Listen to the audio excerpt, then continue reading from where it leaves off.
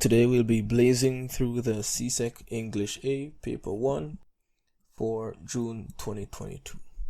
As we reach each new page, you can pause the video and attempt the questions for yourself. Instructions: each sentence in this section has one underlined word. Choose from the 4 suggested answers the word which is nearly opposite in meaning to the underlined word. The manager decided to inform the staff about all complaints received from customers. So we're looking for the opposite of complaints. Of course, if you're complaining, you're expressing dissatisfaction, you're not happy with something. And the direct opposite of that would be giving compliments, right? Compliment, you're happy about something, you're expressing how impressed you are. Number 2. There was an increase in airplane travel after that incident. Increase means the number has gone up. So the opposite is decline, which would mean the number has gone down. Fluctuation is an interesting word here. It means the number is going up and down, not very stable or steady. Okay, 3. Constructive criticism is neither appreciated nor encouraged by some of your peers. Constructive in this case means helpful, useful. To construct means to build. So constructive criticism is criticism that is aimed at building your skills, making you better at whatever it is you are trying to do. The opposite of that is negative criticism, which is aimed at just insulting you, annoying you, frustrating you, stuff like that. Number 4, he tried to think of a tactful way to tell her he disagreed with her view of the situation. Tactful means polite, so the opposite will have to be impolite. 5, they always displayed a lackadaisical approach to their studies, so no one was surprised at the results. Lackadaisical means lazy, carefree, and actually all of these are synonyms in a sense. Calm, casual, careless, they all kind of mean lackadaisical. The opposite here would be diligent, which means hardworking, pretty much. Alright, items 6 to 10. You can pause here and attempt the questions. As for me, I'll be moving along. Select the option A, B, C, or D that best describes each of the sentences and mark your choice on the answer sheet. A, the sentence is too wordy, that is repetitive or contain redundancies. B, the sentence contains cliches or misused metaphors. C, the sentence is incorrect grammatically or faulty in diction. D, the sentence is acceptable as stands. As I've said in previous videos, if you think that there is faulty grammar or diction as well as another problem, always work with C. So C trumps the other answers. So if you're torn between C and B because there's a grammatical error as well as what you think is a misused metaphor, then choose C. Okay, number 6. He advanced a step or two to meet his attacker, who became alarmed and retreated back. We have retreated back, which is redundant. So this would be A. If you're retreating, it has to be back, yeah? 7. It's not necessary for it to be done today. This it here needs an apostrophe. This should be apostrophe S because it's saying it is. It is not necessary for it to be done today. So the grammar is off, which means it's C. Number 8, she had adequate time to prepare for the interview, and no problems here. This is perfectly fine, so D. Number 9, the new disciplinary methods had a positive effect on the student's behavior. Affect should be effect, so faulty diction, that's C. Number 10, sitting alone in his room by himself, he repeated her name over and over again. We have a couple of redundancies here. Technically, he could have repeated her name over and over again. It sounds redundant, but it's technically passable. However, sitting alone by himself That's inexcusable. So redundant, A. 11 through 15. Each sentence in this section is followed by 4 sentences, A, B, C, and D. Choose the sentence nearest in meaning to the original sentence. Read all 4 sentences before you choose your answer. So we're looking for equivalent sentences. All options except for one will change the meaning of the original sentence. We're looking for that sentence that has the same meaning as the original one. So pause here and attempt these.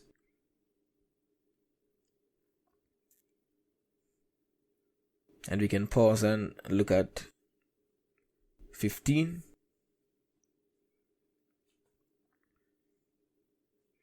Okay, let's get going. 11. So engrossed he was in his task that he did not hear his sister enter the room. Let's check all 4. His task was so difficult, already this is out. Nothing here said that the task was difficult, so A is out. B, he did not hear his sister enter the room because of the job he was doing. Maybe.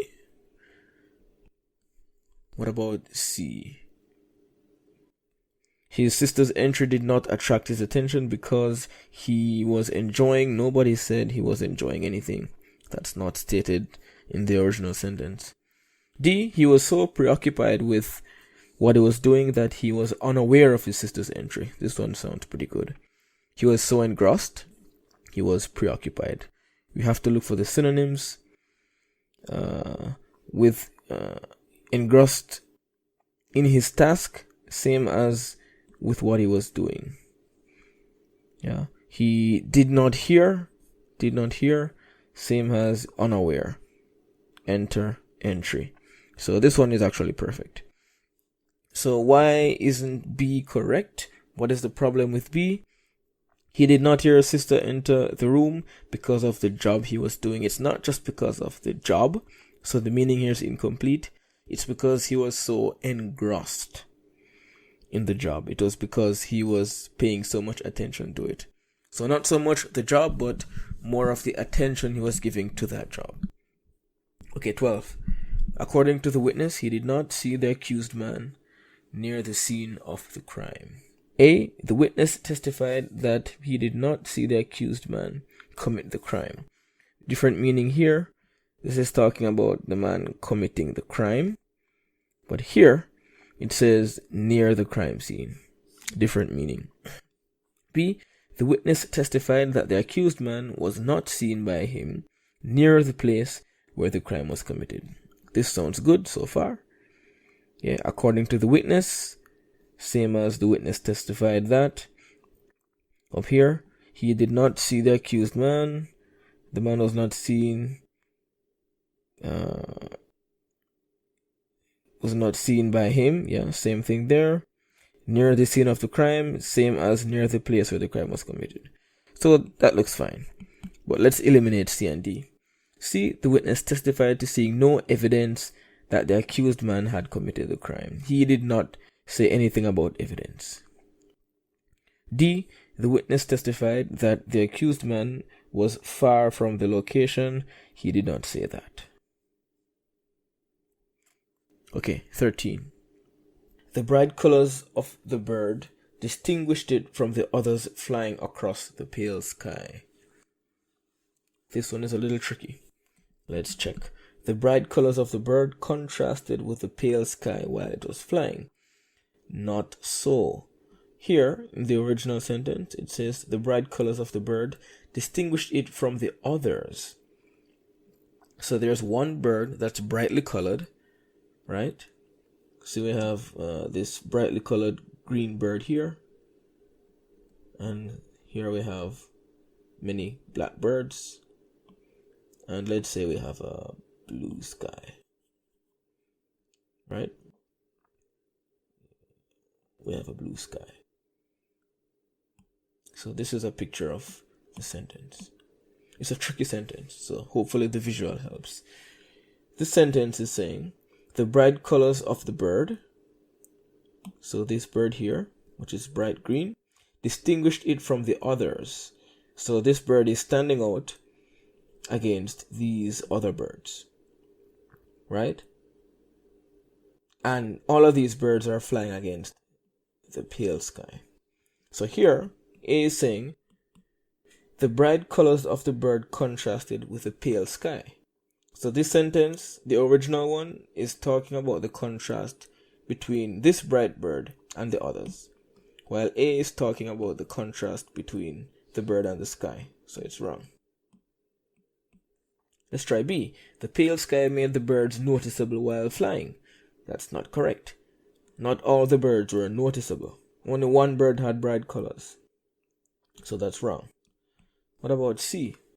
The pale sky made the birds distinguished. Not all the birds were distinguished. Only one bird. Only this one.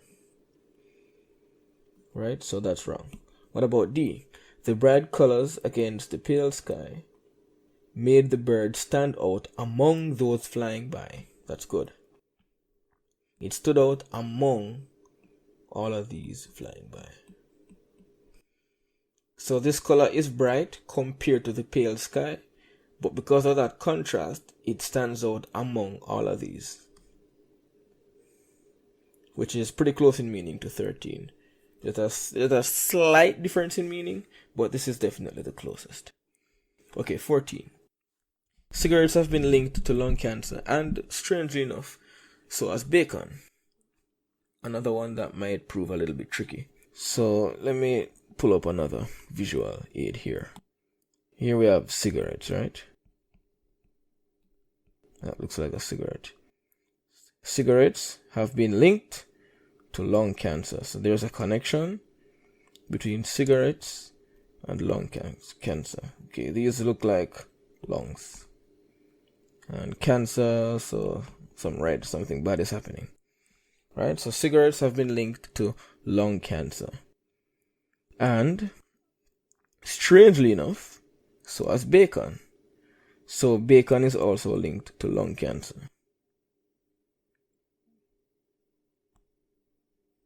This is bacon. Okay, how is bacon drawn? Bacon strips. Yeah, bacon. So cigarettes have been linked to lung cancer. And strangely enough, it says strangely, which means this is a weird connection. Right? An unexpected connection. So that's the relationship among these three things. Now let's check the sentences. A. Cancer of the lungs links cigarettes and strangely enough bacon. That's wrong. Because cancer, this is cancer. Cancer is not linking these two. Cigarettes and bacon, these are not linked. So A is wrong. Yeah, A is wrong. The correct answer is actually B, but let's check C and D and then get back to B. C, it is strange that bacon, quite unlike cigarettes, is linked to cancer. This is wrong because it says unlike cigarettes, which would imply that bacon is linked to cancer, but cigarettes are not linked to cancer. But the fact is they're both linked. So because of the word unlike, because of unlike cigarettes, C would be wrong. What about D? It is no wonder at all that both cigarettes and bacon are linked to cancer. This is where we have the problem. It is no wonder at all. Because obviously there is some wonder here. You see these question marks? The speaker finds it strange, right? Strangely enough. So we can't say it's no wonder at all as if it's not strange, because it is strange. So let's check B.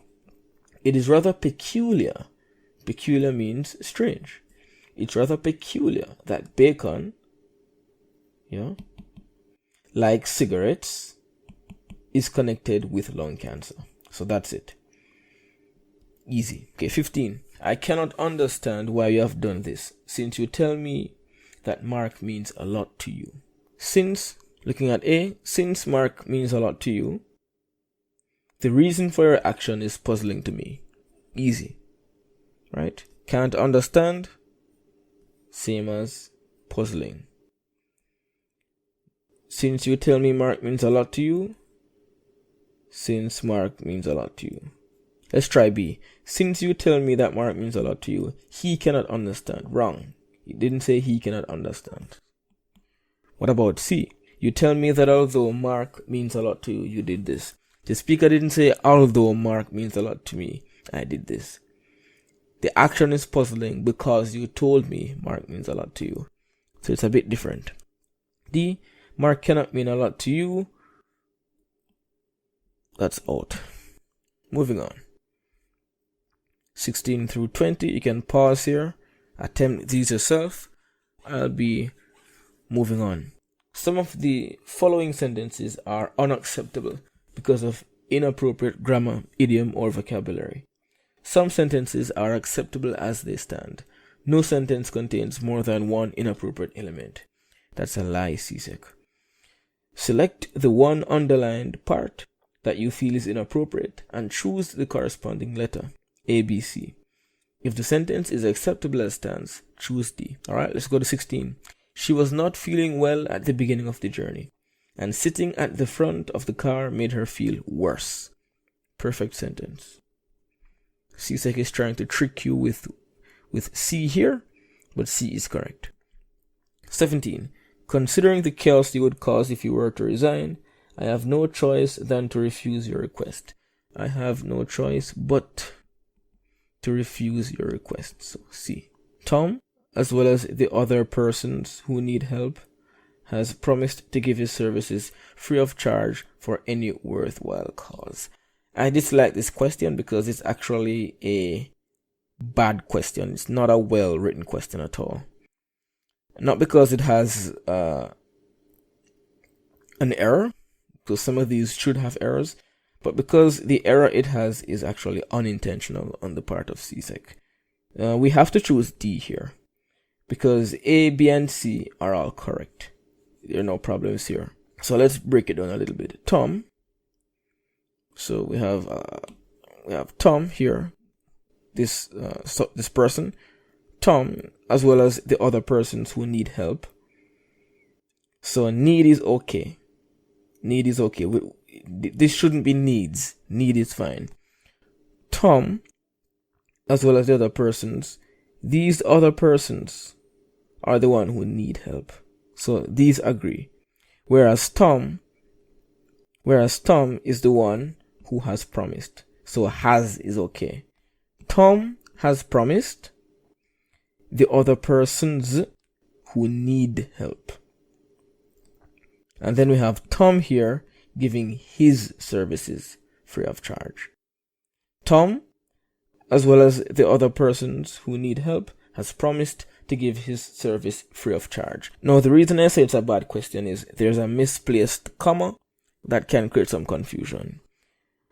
This Tom, as well as the other persons who need help. The comma should be right here. CSEC. So this comma should be moved to here. And then we have a good question. Tom, as well as the other persons who need help, comma, has promised blah blah blah. So anyway, it's D because A is fine, B is fine, C is fine. So even though there's a punctuation error, we have to choose D as our answer. Thankfully, this is, I think, the only bad question on this paper. CSEC usually has like 3 or 4 questions that are just poorly written. So I think they're getting better because only one question is faulty here. Okay, 19. After embarrassing his colleague, his conscience bothered him and he eventually apologized. This one is tricky. I don't like these kinds of questions, but it's a spelling error on conscience. Conscience should be conscience. Yeah, so EI is wrong here. 20. The better of the two athletes claim never to have used the dangerous drugs found in his possession. Another one that's a little bit tricky because of subject-verb issues. This answer is B. Let's break it down just a bit. The better of the two athletes. So the better of the two, this is a singular subject. The better of the two meaning only one person. So this should be claims. This one person claims. The better of the two claims. So we have athletes here, which tries to trick us that we have a plural subject. But the subject isn't athletes. The subject is the better of the two athletes. Singular. Only one person. Only the better one. So the better one claims never to have used the dangerous drugs. Okay, moving on. You can pause here and attempt for yourself. I'll be moving on. Each of the sentences in this section has one underlined word. Choose from the 4 options the word which is nearest in meaning to the underlined word. So we're looking for synonyms. It was impossible to rectify the error made by the computer since inaccurate information had been fed into it. Answer is fix. To rectify is to fix. Pretty simple. 22. The flowers grow profusely in the garden. No, this... Oh, okay. Here's another bad question. And this question is bad because profusely can mean a couple of things. It could actually mean wildly, and it could actually mean plentifully. The problem with this question is there's no context. There's no context in which the word is used. The context doesn't give us any hint. The flowers grew profusely. It could actually be either wildly or plentifully. We would need more context to make a clear distinction. Anyhow, C is my choice. 23. The news story revealed the squalor of the old prison cells. Squalor just means filthiness, dirtiness, dinginess. And there's a little bit of context clues here, just a little bit. Old prison cells wouldn't necessarily have good security or strength. Ambience would be definitely wrong. So maybe just with context clues you might be able to guess filthiness. 24. During the rainstorm yesterday, the wind blew incessantly across the island.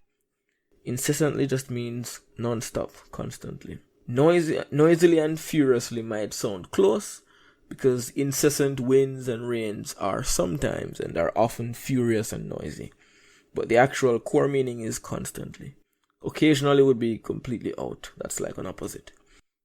25. For the first time in a decade, the company disclosed a deficit in its amount. Deficit is a shortfall. They are now basically losing money. Okay, we head down to items 26 to 33.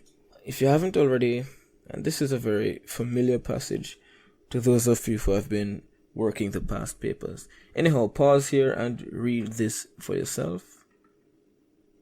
And then you can pause and attempt these questions. Okay, here we go. We have the questions on the left, the passage on the right. 26. The phrase, her garden looks, line 1, is an example of. We can see here, her garden looks in through my window. So the garden is looking in as if it were a person. A garden cannot literally look in. So here we have personification. 27. Which of the following phrases is meant to be taken literally? So which is actually happening in a real, literal, actual sense? A. Hiding places for small girls, line 4. Let's see. Her garden looks in through my window, crisscrossed by the window lattice. Coolers, they call them. But they're also hiding place for small girls playing. Yeah, so the coolers are literally hiding places for the small girls. Like actual, literal girls are actually literally hiding, right? So it's A. Anyhow, let's check B, C, and D just to make sure we're in the clear. B, her garden travels politely. We know that her garden cannot literally travel, right? So that must be metaphorical language. What about C? Feeding her frail consciousness. No need to even look at the poem. If you're feeding someone's consciousness, it can't be in a literal sense. You're not giving their consciousness food to eat. What about D? Watching the even shape of her days. Her days do not have a shape in a literal sense. So we have A. 28. Her garden stands neatly round her house. Line 5 tells her that. Let's check the context here. Her garden stands neatly round her house, travels politely onto the veranda to sit in pots or hang leafily down from large earth-colored urns. So this really is giving the impression of a place that is well kept, a place that is neat and tidy and well arranged. So our answer here would actually be C. But let's try to eliminate the rest. A says, there were several well-kept potted plants on stands around the house. That's not really true. The garden surrounded the house, and the garden traveled onto the veranda, which means the garden basically extended to the veranda where there were some potted plants. But potted plants weren't necessarily surrounding the house. B says, several tall trees stood along the side of the house. That is not mentioned at all. D says, the woman cleaned the floor. This was not mentioned. 29. The poet uses the words frail consciousness in line 14 to show that Mama was frail consciousness. She was not understanding as she used to. Your consciousness is your ability to be aware, to think. And so if your consciousness is frail or weak, it means you're not thinking, you're not understanding as well. And the other options are just nonsense. Okay, 30. Which of the following best describes the woman's extraordinary thoughtfulness in relation to her mother? So just a quick note on number 30. This whole passage and this question in particular has appeared on previous papers. However, this word extraordinary was actually extra. And because of the difference between extra and extraordinary, the answer is different. I think CSEC changed this word to clarify what the question means and to push students towards a particular answer, because the original question wasn't well made. It was a little bit ambiguous in terms of what answer could be correct. But with extraordinary here instead of extra, the answer is clear. So which of the following is describing this extraordinary thoughtfulness in relation to her mother? A, she lives with Mama, shepherding her with her full body. Lines 10 and 11. And that is really showing us extraordinary thoughtfulness. She's shepherding her with her full body. So that's showing like a great deal of care and attention and protectiveness. Right? And extra, if this word were extra, I would go with B, because the extra would be indicating that it's an act of thoughtfulness that is a little bit extraneous, a little bit not quite necessary or normal, but like the cherry on top.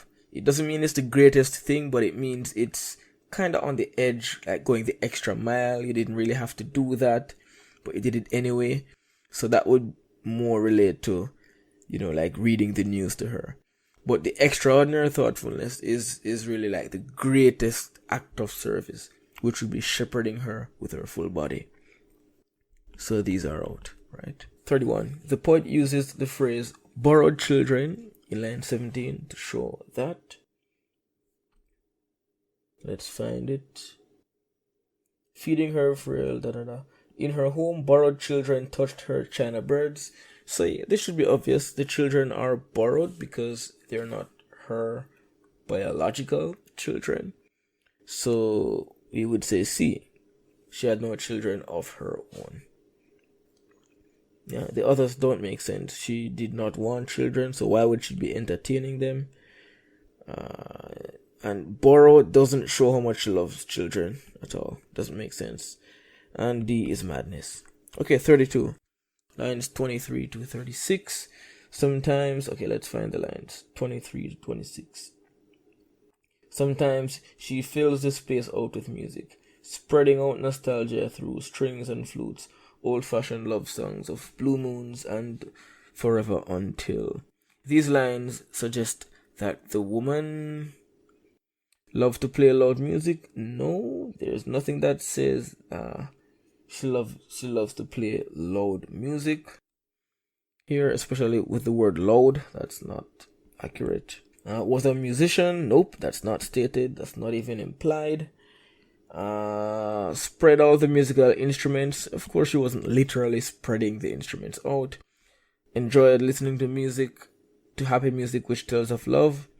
Definitely, yeah, we can see that here. She fills the space out with music, so she's playing music throughout the house, throughout the space, even throughout her mental space. Spreading out nostalgia, so she's reminiscing, thinking of the past. And these are the instruments that would kind of make up that type of music. Old-fashioned love songs, and we have here songs which tell of love. Yeah, that's it. 33. The word nostalgia, line 24, tells us that the music D. This is the very definition of nostalgia. Alright, moving on. Okay, I will not be reading this passage for you, so pause here and read it. Okay, if you will, pause here and attempt these questions. Okay, so we have the questions on the left, the passage on the right. 34. The mother's thrust of the chin, line 4. It's done in, let's see. There had always been a fierceness in her. Right, so she's fierce. She is not giving up. She's pushing. She's kind of rebellious, Just going at it, resolute. It showed in that angry, challenging thrust of the chin. Right? All of these words, this diction gives us the answer. Fierceness, angry, challenging. And then thrust. That's not a subtle, calm, gentle movement. That's a movement that is showing some kind of. That's a movement that shows some kind of force, some kind of power, some kind of pushback, right? Challenging thrust of the chin when she issued an opinion, and a great one she had always been for issuing opinions.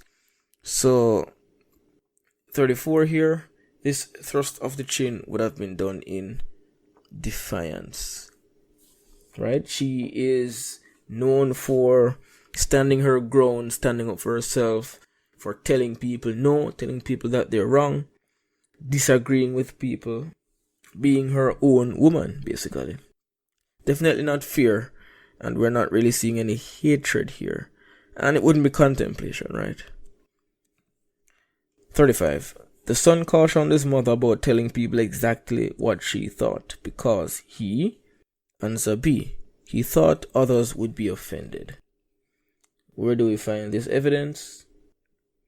I tell people exactly what's on my mind. She had always been fond of boasting. I tell them what I think, whether they like it or not. Often, they had not liked it. This is the son speaking. She could be sarcastic to people, blah, blah, blah. But this is what the son says. It's not always a good policy to tell people exactly what's on your mind. So clearly he would caution her that she should be more careful with how she, speaks her mind. Because, of course, people would be offended. People could be offended. We know that people could be offended because of the kind of things she would say.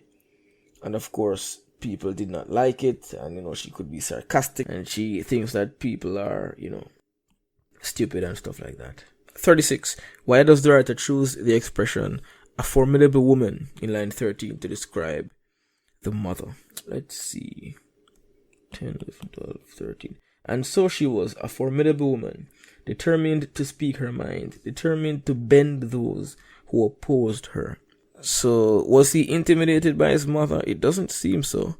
She probably intimidated others. He was just trying to, calm her down a little bit. Her words often provoked anger. Yeah, that's true, but that's not what makes her formidable. Formidable means strong. She's a force. It doesn't necessarily mean that she's offensive. The difference in style shows the consistency, character. This doesn't have anything to do with the question. D, he emphasizes her strength, which he finds admirable. Yeah, formidable means strong. So he says she's a formidable woman because of her strength. What is this strength? It's her determination. It is how her eyes are always blazing and she always has this energy. She hurled herself at life. So she was not laid back or walked upon. She was always that aggressive go-getter. And clearly, even though the son would have been cautioning her, he admires this strength of his mother. What does "in that time when I had known her best," line 14, say about the mother-son relationship? "And so she was, a formidable woman, determined to speak her mind, determined to bend those who opposed her. In that time when I had known her best, my mother hurled herself." Okay, so obviously, if he's speaking of a time when he knew her best, it means they don't know each other as well anymore. In other words, they have grown apart. Right? Yeah, that's a fairly obvious one. 38. What literary device is used in lines 14 to 15? My mother had hurled herself at life. I would say the main device here is metaphor, but that's not available, so we have to go with imagery, because we can imagine vividly someone hurling themselves at life as if they were like a cannonball being shot out or something like that. And the others just don't make sense. There's no irony here, really. And there's no repetition here. And there's no onomatopoeia. So imagery is the only thing that could possibly make sense. 39. The behaviors the mother finds contemptible include what? Contemptible here means she basically looks down. She's disgusted by these behaviors. We know that she is disgusted by timidity. People who are, timid, people who are afraid to speak their minds. She's not like that. She finds these people to be weak. Laziness. Where do we see evidence of this? She says here, life was combat and victory was not for the lazy, the timid. So we also have lazy here. Lazy, timid. But what about cowardly people? Cowardice and timidity are quite close, but does she mention cowards in particular? Life was combat and victory was not for the lazy, the timid, the slugabed, the drugstore cowboy, the mushmouth afraid to tell people exactly. Okay, so she doesn't like timid, lazy, or coward people. So that's D, all three. 40. The incident at Thanksgiving shows the mother's own attitude to be one Thanksgiving she burned herself badly when running up from the cellar oven with the ceremonial turkey. She tripped on the stairs and tumbled back down, ending on the bottom of the debris of giblets. Okay. So she was running. She was being a bit too fast, a bit too hasty. So that's hastiness. She wasn't being aggressive. These are wrong. She was just being too fast, and that's in her nature, right? Always going, always moving, always getting, always doing, always attacking life head on. 41. The final scene of the extract implies that the mother has...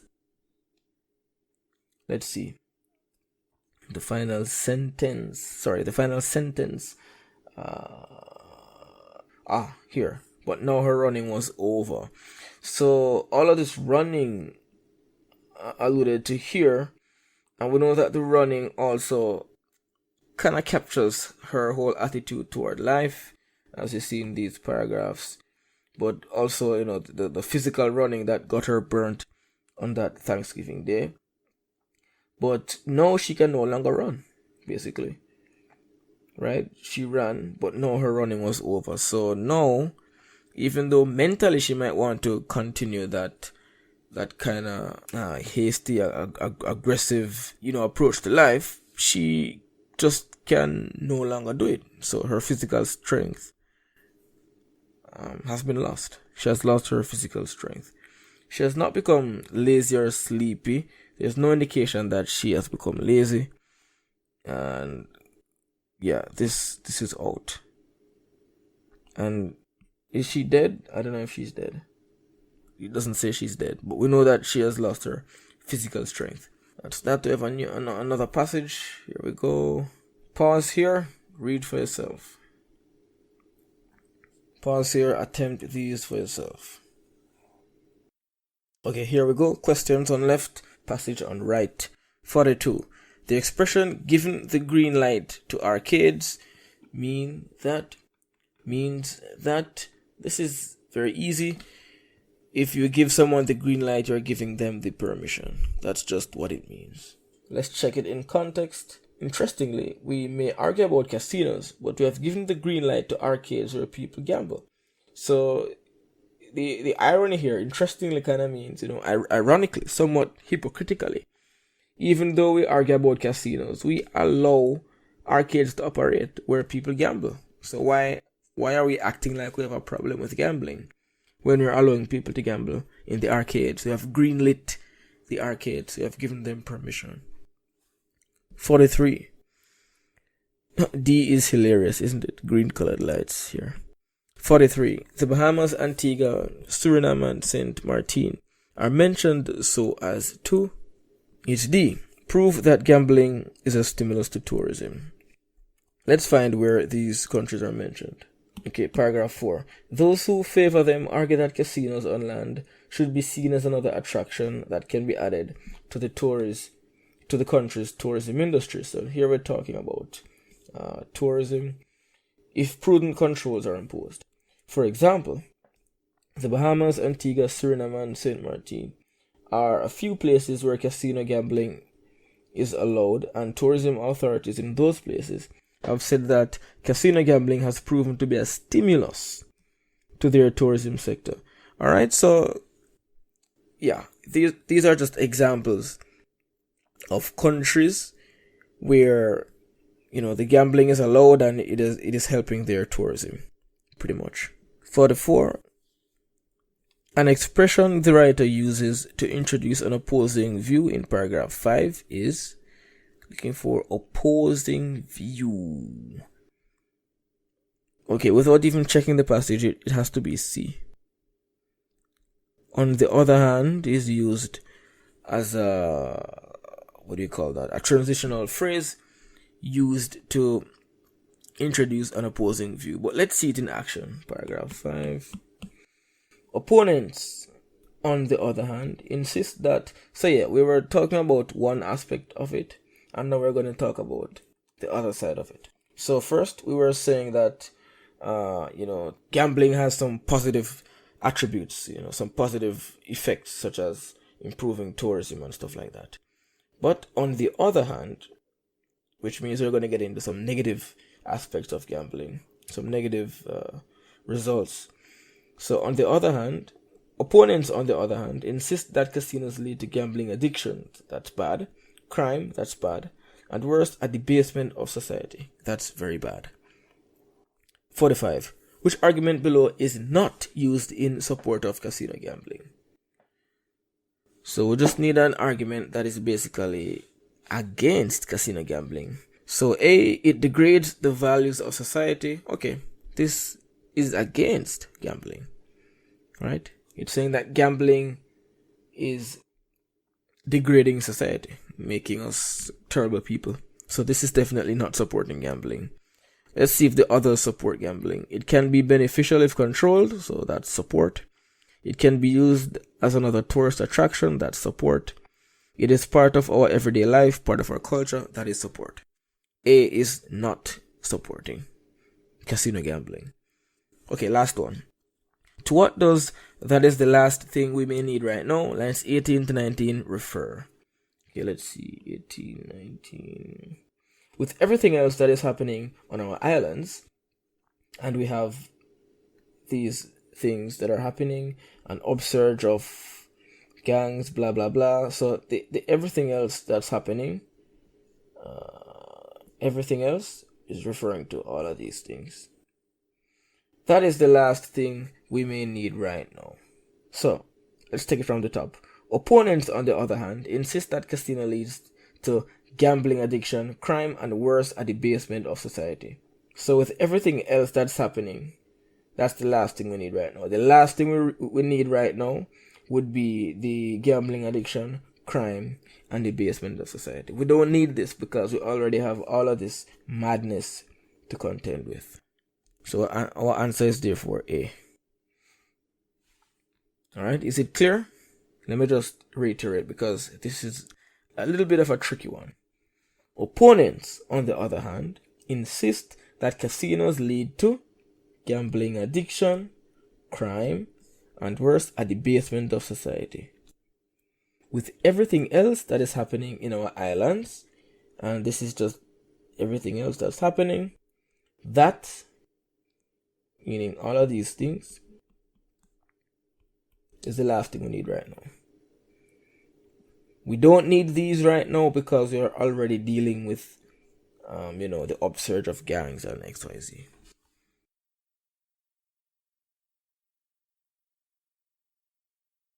Okay, that's it. We have another passage here, as usual. Pause, read for yourself.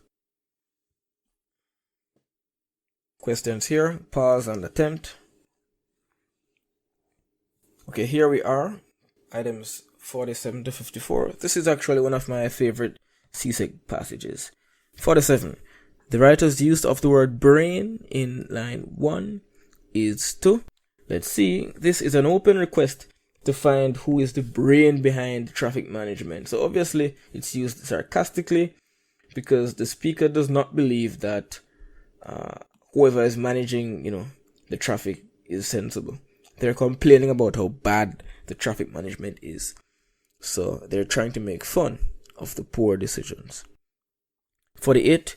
When the writer repeats not them in paragraph 1, it implies that, okay, let's see. This is an open request to find out who is the brain behind traffic management in Paulo. Does anybody know? I have tried traffic branch, not them. Highways, not them. Planning and development, not them.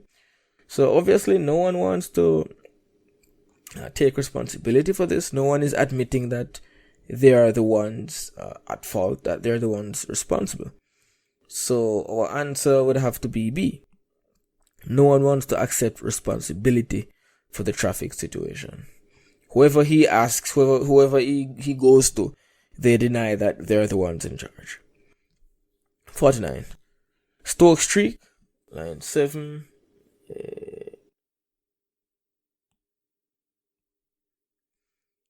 Celestial Road, line 9. And Delino Street, line 17. Can best be considered as answer C. Examples to support the writer's case. Let's see how each support the writer's case. For example, Mission Road was, looking at paragraph 2, for example, Mission Road was made one way, north to south. Great idea, it worked. Obviously sarcastic here. No traffic jams. In fact, many people were charged for going the wrong way up a one-way street. Then suddenly it's back to two-way and traffic for so. Same is true for Stoke Street. So Stoke Street is mentioned to support this idea of very poor traffic management. We have an example here, we have another example here. But the best is Celestial Road, continuing with the sarcasm because nothing is good about any of this. He says, but the best is Celestial Road in St. John, which is wrecker heaven, right? So all of there are many accidents and wreckers are there all day long, picking up cars and making money. Somebody made this road, which apart from Broadway, is the widest street in Paulo. A no parking street. What madness. What a wide road, and then you're going to make it a no parking street? That's stupid. So he's supporting his case by bringing up Celestial Road as well. What about Delino Street? Then again, the two narrowest streets in Paulo allow parking. So another stupid idea. The wide street is where you disallow parking, and then the narrow street is where you're going to allow people to park.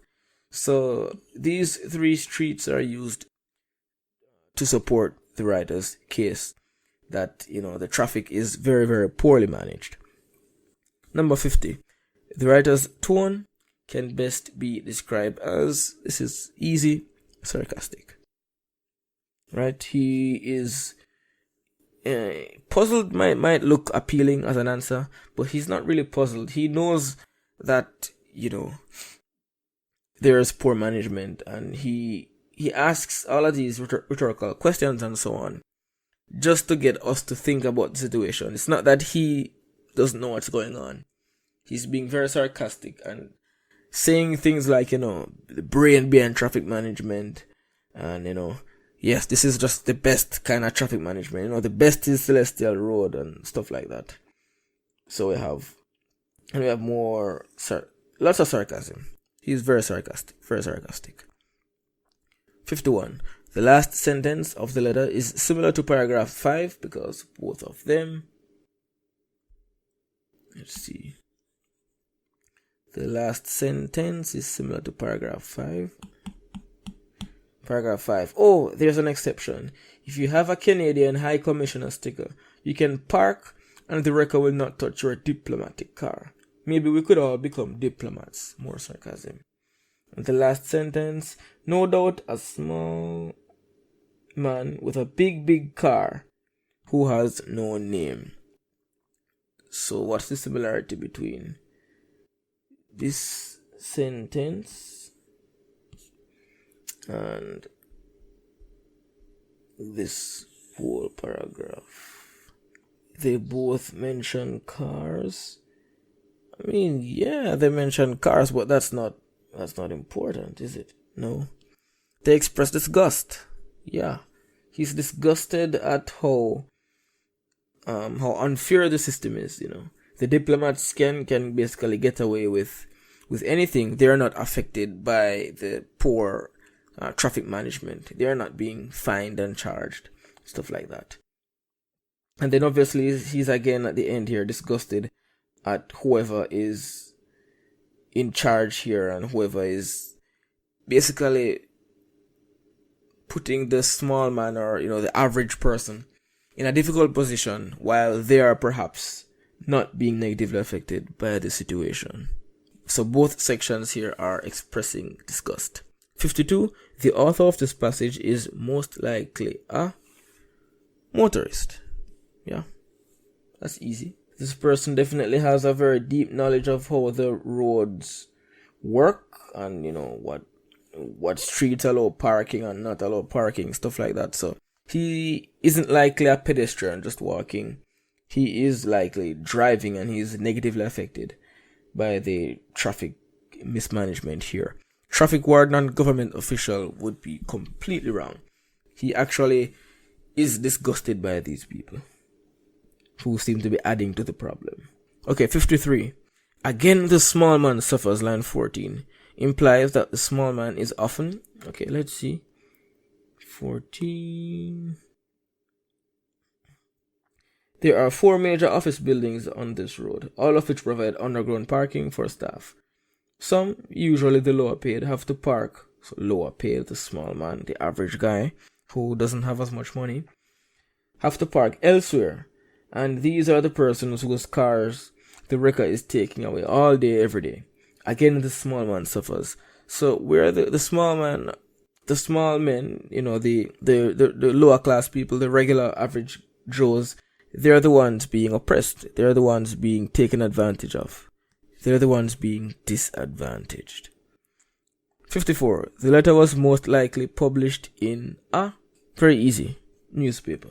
It's just the only answer that makes sense. It could not be a press release because that would mean someone from, for example, Traffic Management Association or someone from that part of the government is releasing information. Obviously, this isn't coming from them because it's criticizing them. So it's not a press release. It's instead written by a disgruntled motorist who is writing perhaps a letter to the editor or something like that. Tourist brochure and school magazine are complete stupidness.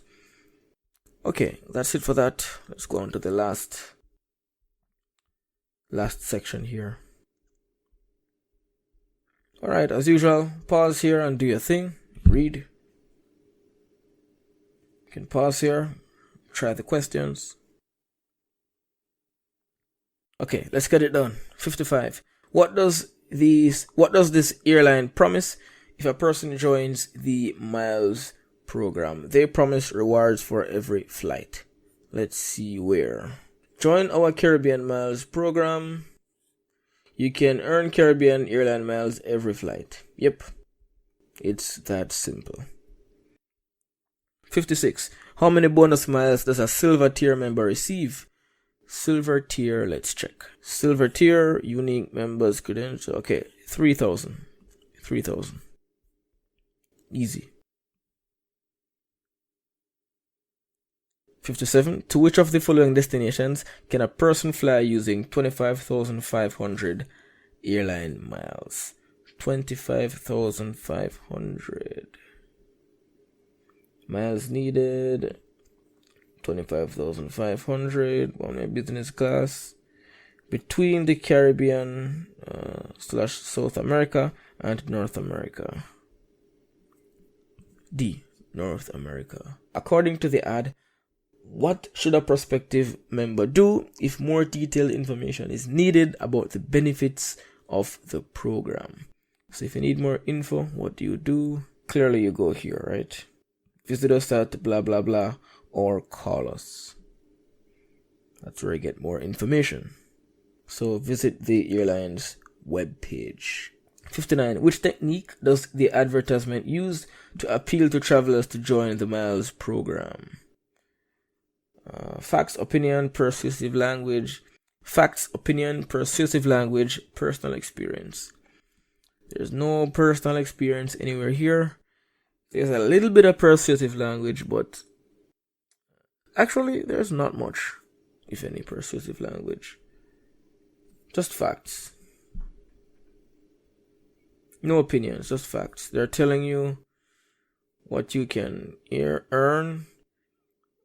If you fly X number of miles, you get XYZ. They tell you what each membership entail and where you can go. All just facts, factual information. Last question. The main purpose of the ad is to encourage persons to become members of the Miles program. Yeah.